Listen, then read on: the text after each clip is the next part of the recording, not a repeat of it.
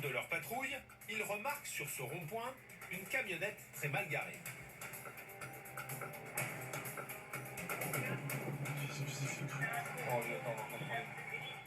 En pleine nuit, un automobiliste qui raterait son virage la percuterait de plein fouet. Il faut donc la déplacer. Mais soudain... Oh putain. Oh, lui, il est rôti. Au volant, un homme qui semble s'en mêler les pédales.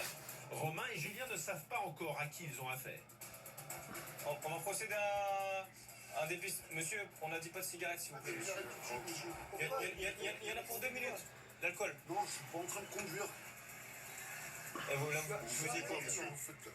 Et vous faisiez quoi sur le rond-point, là? Vous faisiez quoi sur le rond-point, monsieur? Sur le rond-point, je suis sur le rond-point, là. Tout à l'heure, monsieur. Non, il n'y a pas de tout à l'heure. Les clés, elles sont là. Ça fait un quart d'heure que je suis arrêté là. Donc, on va s'arrêter, là, les conneries. Romain et Julien sont convaincus que l'homme vient de conduire et qu'il n'est plus du tout en état de le faire. Mais la loi est claire, ils doivent constater une infraction s'ils veulent le contrôler. Déjà, il n'y aura pas d'alcoolémie. Si, monsieur, je veux vous soumettre au dépistage alcoolique. Je suis pas en train de conduire. Je me suis arrêté parce que je suis pas apte à conduire. Donc, tu vas pas me dire que... Monsieur, déjà, c'est pas tu, on se connaît pas, d'accord, c'est vous? Effectivement, on l'a pas constaté en train de rouler. Le permis de constat, ça tient pas. On ne l'a pas contrôlé en train de circuler. Donc toutes les infractions, on ne peut pas lui relever, parce que sinon ça tiendra pas. Les gendarmes sont coincés. Seule possibilité, tenter de lui faire entendre raison. S'il reprend la route dans cet état, c'est le drame assuré. Là par contre, moi je pense aux autres usagers de la route qui pourraient vous croiser. Vous êtes sorti de la voiture, vous étiez en train de tituber. Bah oui. 300 routes cassées, je suis handicapé. Si on vous fait souffler, vous avez 0. Si on vous fait souffler, monsieur, vous avez 0. Bah, vous avez consommé de l'alcool ou pas? L'homme tient tête aux gendarmes. Et en consultant ses antécédents, Romain découvre qu'il n'en est pas à son coup d'essai. Le palmarès. Alors, ce monsieur.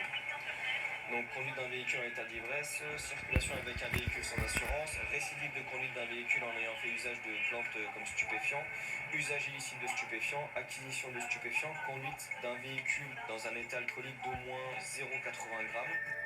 Et le comble, c'est qu'il n'a vraiment rien à faire au volant d'une camionnette.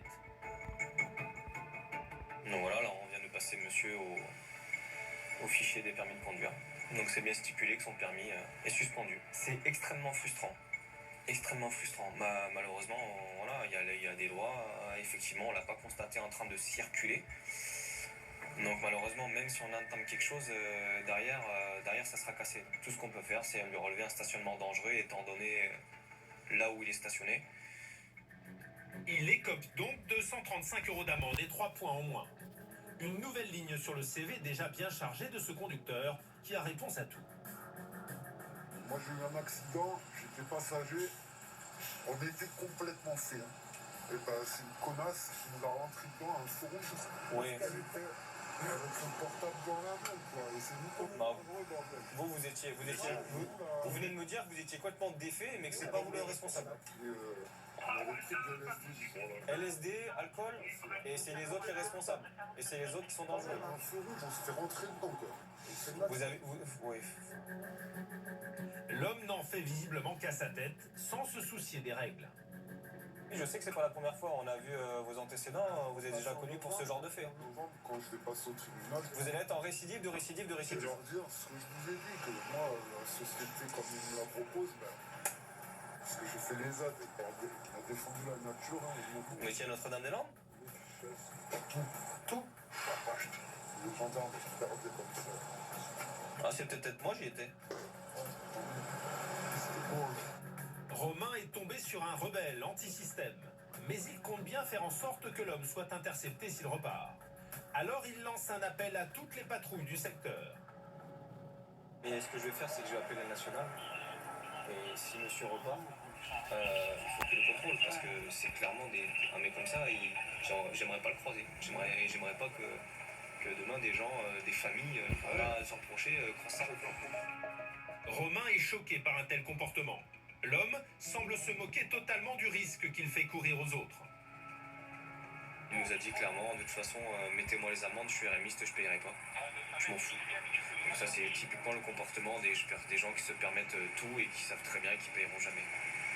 Mais c'est pas grave, il va se prendre l'amende et s'il paye pas, eh ben, ça sera majoré et puis un jour peut-être que monsieur la paiera ou ça se transformera en jour de prison peut-être. Romain repassera dans les parages un peu plus tard pour tenter de surprendre l'homme au volant. Mais pour l'instant, rien à faire de plus. Ouais monsieur, passez une bonne soirée.